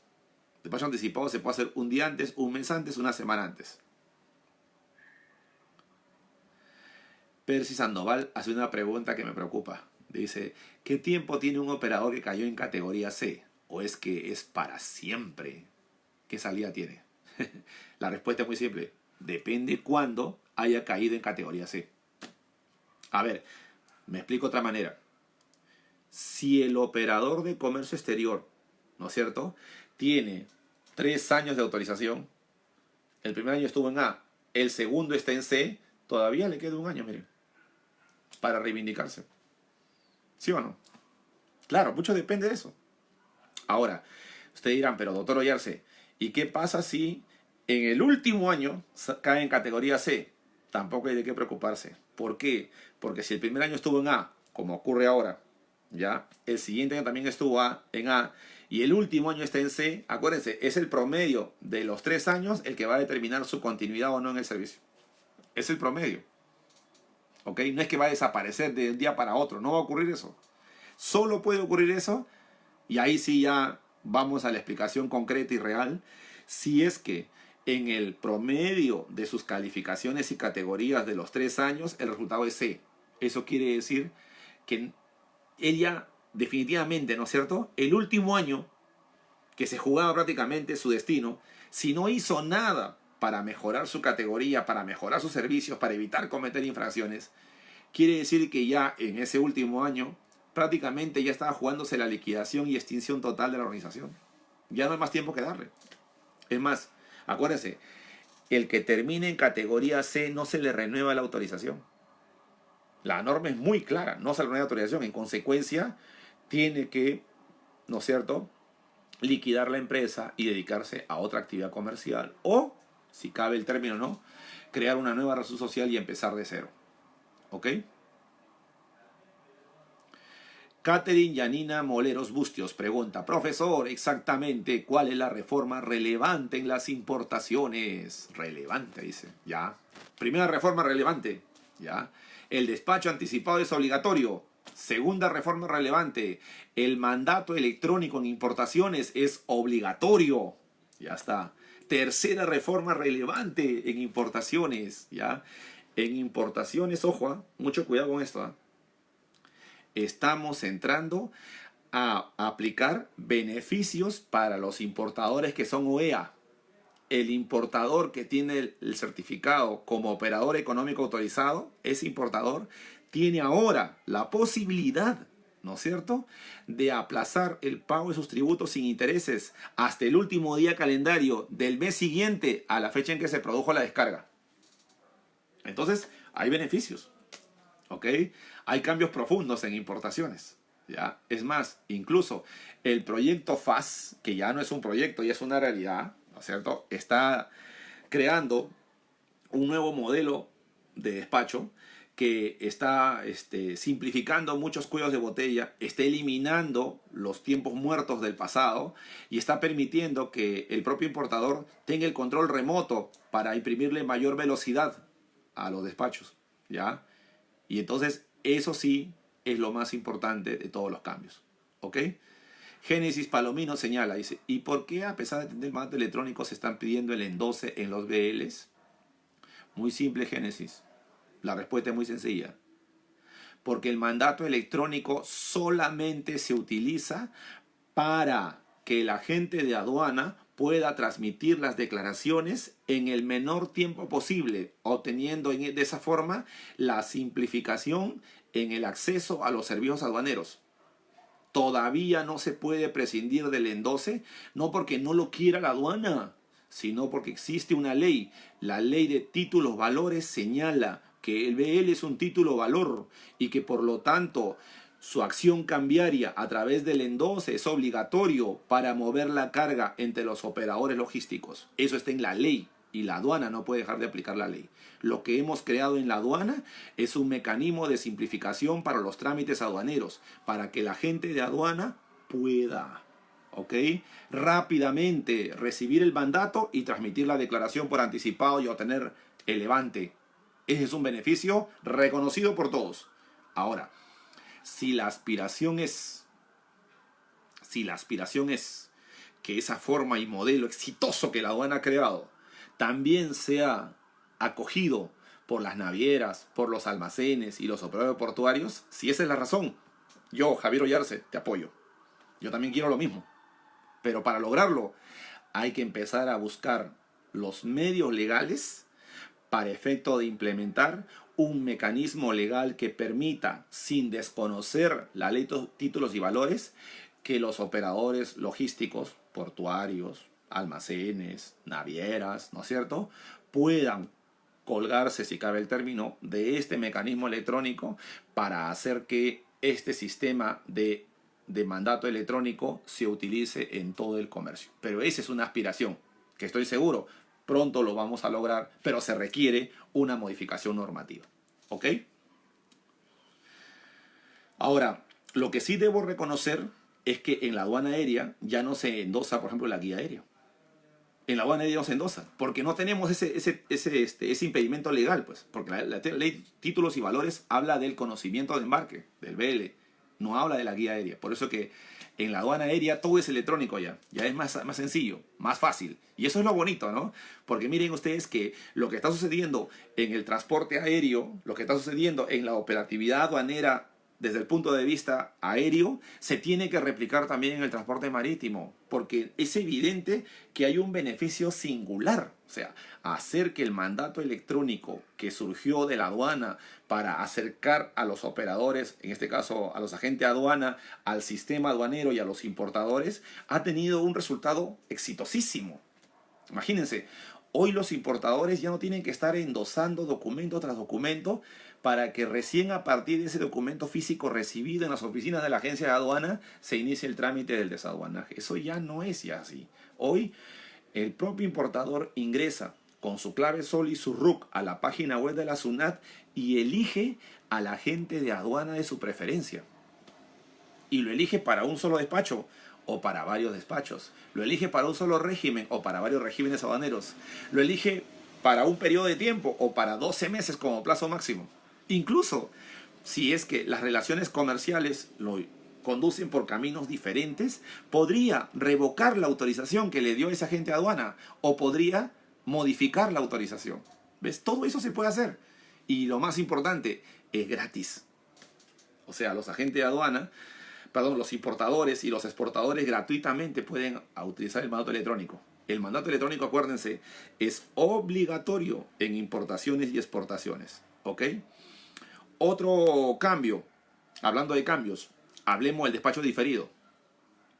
El despacho diferido permite que uno numere la declaración dentro de los 15 días siguientes a la descarga, ¿sí o no?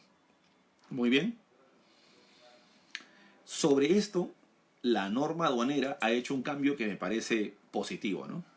Y le permite al dueño consignatario que pueda solicitar la prórroga, ¿ok?, del plazo establecido para tramitar el despacho diferido hasta por 15 días calendario adicionales, ¿ok? Un plazo adicional, ¿ok? En casos debidamente justificados. ¿Esto qué significa? Que finalmente los operadores de comercio exterior y los importadores, si por AOV tuvieran algún tipo de dificultad de carácter técnico que les impida, ¿no es cierto?, gestionar el despacho de importación dentro de los primeros 15 días de haberse descargado la mercancía, podrían solicitar por única vez la prórroga por otros 15 días más para evitar el abandono legal y de esa manera culminar exitosamente el trámite. ¿Ok? Este es un aspecto fundamental, ¿ya? ¿Quiénes están facultados para efectuar el despacho aduanero? Que es un tema también interesante, ¿no? En principio están facultados para efectuar el despacho aduanero, de acuerdo con la ley, los dueños o consignatarios de las mercancías, cuando el valor de la mercancía sea menor a $2.000, en importaciones y en exportaciones hasta $5.000. ¿Estamos de acuerdo? De acuerdo. Pero también están facultados para efectuar el despacho aduanero los despachadores oficiales que representan al gobierno, al Estado peruano, ¿ya?, los agentes de aduana, en su condición de despachadores de aduana, ¿no es cierto?, para efecto de tramitar los despachos en nombre del importador. Muy bien. ¿Qué hizo el reglamento? El reglamento precisó que además del dueño consignatario y el agente de aduana o despachador oficial, también están facultados para efectuar el despacho aduanero, ¿ok?, el transportista o su representante en el país, en el régimen de tránsito, transbordo, las empresas de servicio postal y las empresas de servicio de entrega rápida, en el caso de las mercancías cuyo valor está por debajo de los $2.000, o sea, declaraciones simplificadas. El almacén libre o duty free. Muy buenas tardes, Javier Condori. Un gusto estar contigo conectado a través de esta red social. Gracias por participar en mi videoconferencia. El almacén libre o duty free, ¿ok? Porque es un régimen aduanero especial. Y el beneficiario para material de uso aeronáutico, ¿ok? El beneficiario para material de uso aeronáutico es, ¿no es cierto?, desde nuestro punto de vista, un mecanismo creado a inicios de los años 90 para permitir que las líneas aéreas pudieran ingresar con inversión extranjera en nuestro país y conectarnos todas las regiones del Perú a través del transporte aéreo para efecto de mover no solamente la industria, el comercio, sino también el turismo, ¿ya? Esa norma, llamada la norma de cielos abiertos, permitió que las líneas aéreas pudieran venir al Perú desde el extranjero, invirtieran, trajeran sus propias aeronaves, con varios beneficios. Uno de ellos, por ejemplo, es que ingresaba por admisión temporal sin pagar tributos. Y como todo vehículo, requiere de un mantenimiento en el tiempo. Es decir, requiere de que se vaya cambiando algunas partes o piezas para mantener su operatividad. Es así que esta norma permite crear un régimen aduanero especial llamado beneficiario para material de uso aeronáutico, permitiendo que estas líneas aéreas puedan traer a nuestro país las partes y piezas de las aeronaves para mantener su operatividad y su funcionamiento. ¿Ok? Buenas tardes, David Álvarez. Es un gusto para mí también tenerte dentro de los más de 300 seguidores aquí en esta videoconferencia. Dijimos entonces que el agente de aduana, para participar de las operaciones de comercio exterior y transmitir declaraciones, necesita el mandato. ¿Ok? Ojo, el mandato para despachar tiene 3 modalidades. El mandato puede ser con endose del documento de transporte, puede ser con poder notarial y también puede ser por mandato electrónico. ¿Ok? Esas son las 3 formas. ¿Ok? Aldo Giancarlo Sánchez Mendoza, saludos, gracias por tus buenos deseos, a protegernos de esta pandemia. Les decía que el mandato electrónico surge como una herramienta de facilitación del comercio exterior y permite la conectividad rapidísima entre la agente de aduana y las autoridades aduaneras para hacer la suerte de conexión inmediata y transmitir las declaraciones y obtener rápidamente el levante. ¿Ok? El mandato electrónico es obligatorio ahora en los regímenes de importación para el consumo y en el de exportación definitiva. Es más, revisando la tabla de infracciones y sanciones, se establece que aquel agente de aduana que transmite una declaración sin contar con el mandato, miren, comete una infracción. Y la sanción equivale al valor FOB de la mercancía, hasta un máximo de 20 UITs. ¿Qué les parece? Buenas tardes, Luis Portocarrero. Gracias por tus saludos. ¿Ok? Entonces, el agente de aduana que transmite una declaración sin contar con el mandato, entonces comete una infracción que finalmente equivale al valor FOB de la mercancía hasta un máximo de 20 UITs. Entonces ustedes dirán, pero uy, eso quiere decir que en importaciones, si el mandato electrónico es obligatorio, ¿cuántos estarán multados hasta ahora, no? Eso no es cierto. ¿Saben por qué? Porque la administración aduanera, en el software, en el SIGAT creado para la transmisión de las declaraciones de importación, tiene ya una alerta electrónica. De modo que cuando el agente de aduana transmite la declaración, automáticamente le sale una respuesta anunciándole como alerta que aún no tiene el mandato electrónico y no le permite enumerar. Entonces ahí el agente de aduana se pone en contacto con su cliente, el dueño consignatario de la mercancía, él actualiza en la página web de SUNAT el mandato y ahora sí ya puede transmitir, no hay ningún problema. ¿Ok? Pero, ojo, insisto, el mandato electrónico es obligatorio solo en el régimen de importación para el consumo y en el de exportación definitiva. Eso significa que en los demás regímenes pueden usar las otras formas de mandato que tradicionalmente usaban, ¿ya? Porque todavía no es obligatorio. Ahora, lo que sí deben tener en cuenta es lo siguiente, que las reglas de juego del mandato electrónico alcanzan también a la aduana. ¿Cómo así? Se preguntarán ustedes. Muy simple, miren. Las reglas de juego son así. Mientras el mandato electrónico está vigente, la aduana puede notificar solamente al agente de aduana y se da por notificado el importador o el exportador, dependiendo del régimen. O sea, si el mandato electrónico está vigente, basta con que la aduana notifique al agente y ya está notificado a ambos. Pero eso significa entonces que había que definir en qué momento ese mandato electrónico pierde vigencia. Y aquí viene la explicación. En las modificaciones de la Ley General de Aduanas para este año se establece que en el régimen de importación para el consumo, mientras no se haya concedido el levante, ese mandato está vigente y por lo tanto las notificaciones que haga la aduana se las hace al agente de aduana y están notificados los dos, agente de aduana e importador. Pero una vez que ya se concedió el levante o ya se regularizó la importación, en ese caso entonces ya no hay vinculación respecto a esa declaración entre el agente de aduana y el importador, y la aduana, si tiene algún requerimiento, de información o alguna determinación de deuda, le tiene que notificar directamente al importador. Lo mismo en exportaciones. En exportaciones, mientras no se haya regularizado la declaración de exportación, el mandato está vigente. Por lo tanto, la aduana, si tiene algún tipo de requerimiento, notifica directamente al agente de aduana. Pero una vez que la declaración de exportación queda regularizada, entonces hay que notificar al exportador directamente. ¿Ok? Esta es la modificatoria también más importante en el régimen de exportaciones. Amén de que ahora viene la otra novedad, ¿no? Que en el régimen de exportaciones ya no se va a usar la DUA 41 o la DAN 41. Ya no se va a usar la declaración aduanera de mercancías 41 para regularizar. Con una sola declaración se inicia el trámite y con esa misma se queda regularizada. Esto es un esfuerzo que también la aduana hace por simplificar los procedimientos y permitir que los exportadores puedan acceder, ¿no es cierto?, a la simplificación del trámite y a la agilización de todos sus despachos. Otro aspecto que quiero remarcar en esta tarde es el tema de en qué casos está exceptuado los importadores de aplicar el despacho anticipado. El principio es que desde el 31 de diciembre ya estaba o ya es obligatorio, ¿no es cierto?, ya es obligatorio el despacho anticipado. Desde el 31 de diciembre de 2019 ya es obligatorio el despacho anticipado en importaciones, ¿ok? En la importación para el consumo, el despacho anticipado ya es obligatorio ya. Y es obligatorio tanto así que se está aplicando sanciones. A ver, vamos a la pregunta de Ruth.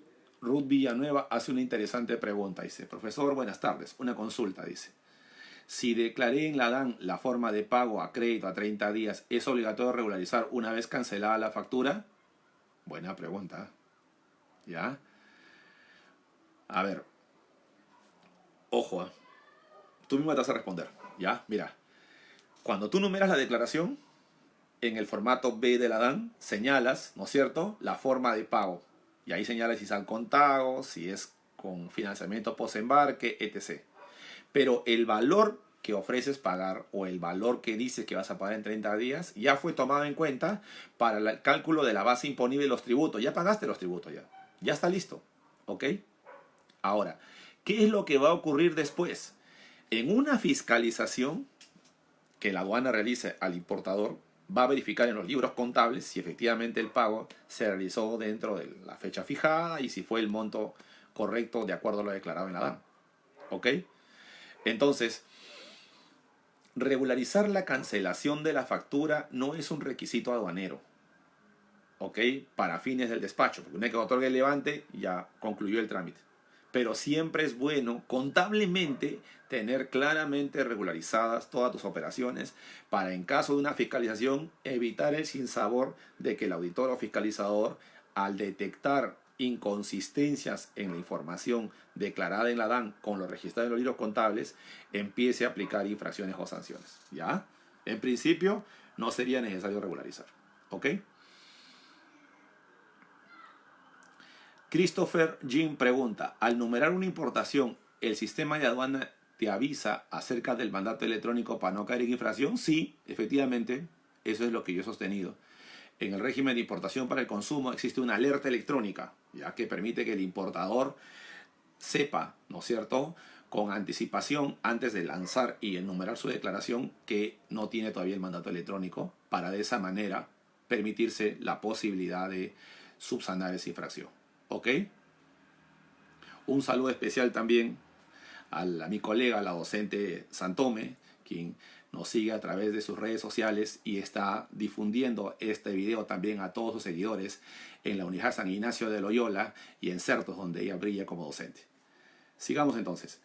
Estamos nosotros viendo el tema de que el despacho anticipado es obligatorio en el régimen de importación para el consumo. ¿Ok?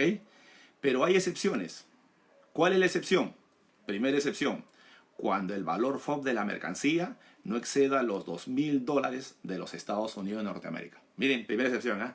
Cuando el valor de la mercancía no exceda los $2.000 de los Estados Unidos de Norteamérica. Estamos hablando de declaraciones simplificadas, ¿ok? También la mercancía que ya fue destinada a la modalidad de despacho urgente. Si ya fue destinada a la modalidad de despacho urgente, significa entonces que esta declaración va a seguir los plazos y requisitos que el despacho urgente establece. Por lo tanto, ya no va a someterse al despacho anticipado.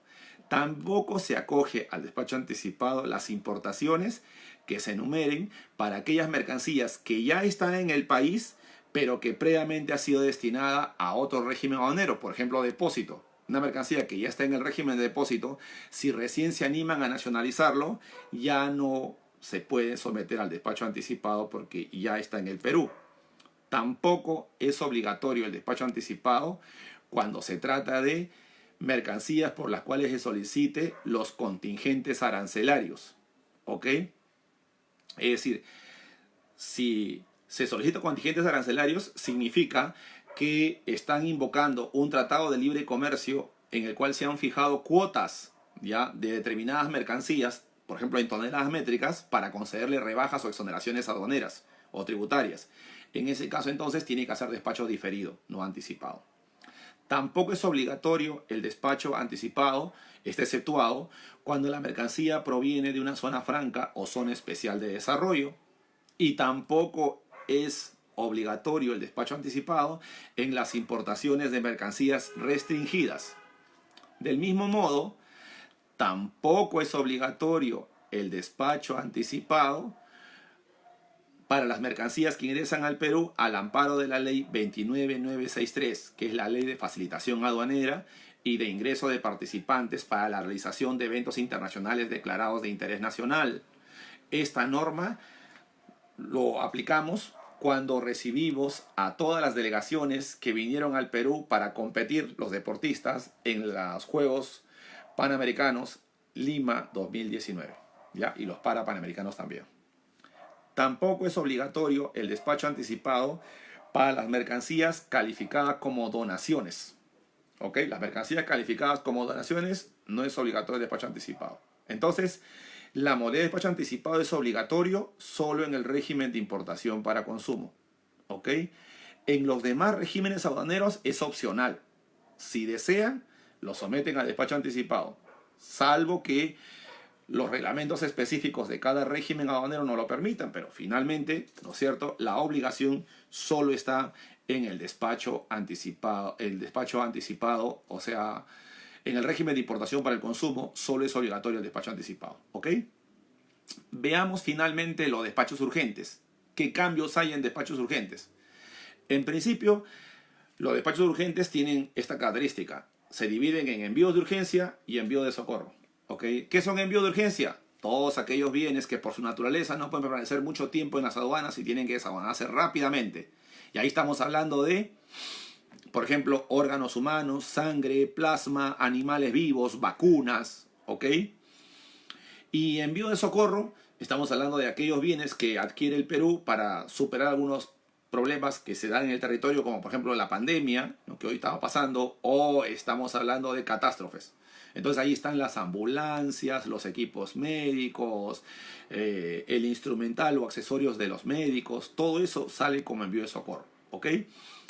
Estos despachos urgentes, que pueden ser calificados como envío de urgencia o envío de socorro, haciendo la aclaración que envío de urgencia también pueden ser las materias primas o insumos que son necesarios sacarlos rápidamente de la aduana para no paralizar el proceso productivo. Eso también puede ser considerado como envío de urgencia. ¿Ok? Estos despachos urgentes tienen esta particularidad. Las declaraciones de importación bajo esta modalidad se pueden transmitir hasta antes de la llegada del medio de transporte y hasta 7 días calendarios posteriores a la fecha de término de la descarga. ¿Ok? Miren, o sea, antes de que llegue el medio de transporte y hasta 7 días calendarios siguientes a la descarga. Transcurrido este plazo, lo único que le queda por hacer es someterlo al despacho diferido. ¿Ok? Pero la norma aduanera ha hecho una gran precisión y ha dicho, ojo, ojo, ojo. Las declaraciones sujetas a despacho urgente no eximen al declarante de la obligación de cumplir con todas las formalidades y documentos exigidos para el régimen. Dicho de otra manera, el hacer el despacho urgente no libera al importador de la obligación de presentar los documentos autorizantes por las mercancías restringidas que pudiera haber declarado como despacho urgente. ¿Ok? Entonces, apreciados estudiantes, seguidores, colegas, amigos que hoy nos han acompañado a través de esta transmisión online vía Facebook Live por la página del Instituto de Comercio Exterior y Derecho Aduanero del Perú. Les expreso mi gratitud por haberme acompañado en estas 2 horas de capacitación. Como siempre, es un placer y es un gusto retomar el contacto con ustedes. Prometo volver en otra próxima oportunidad para tocar ya temas específicos. Hoy ha sido solo una presentación de los cambios más saltantes. Vamos a entrar al detalle de temas específicos en base a las propuestas que ustedes están formulando en esta transmisión a Henry Flores, que es nuestro principal colaborador en estos esfuerzos por reconectarnos con ustedes a través de las sesiones virtuales. ¿Ok? Dicho esto, va mi principal recomendación. ¿Ok? Recuerden, esta pandemia no lo va a superar solamente las naciones más poderosas, las que tienen los mejores hospitales, los mejores médicos, la mejor infraestructura, o la tecnología más avanzada, o la capacidad económica más poderosa. Esta pandemia, el COVID-19, lo van a derrotar solamente un pueblo que se encuentre unido, firme, disciplinado, respetando las reglas del aislamiento social obligatorio y reconociendo que hay que modificar nuestros hábitos de conducta, modificar nuestras higienes de aseo para lavarnos las manos permanentemente, evitar el contacto, ¿no es cierto?, con terceros, mantener el distanciamiento social y tengamos fe y esperanza que vamos a salir de esta como lo hemos hecho en el pasado. ¿Ok?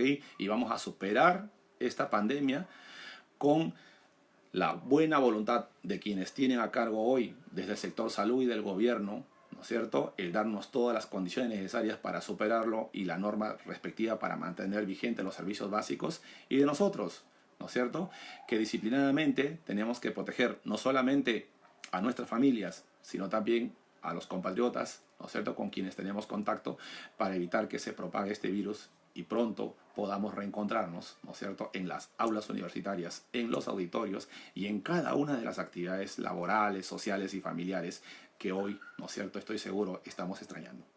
Muchísimas gracias, que Dios los bendiga, que pasen un lindo fin de semana y nos vemos en una próxima oportunidad con el favor de Dios. Arriba Perú.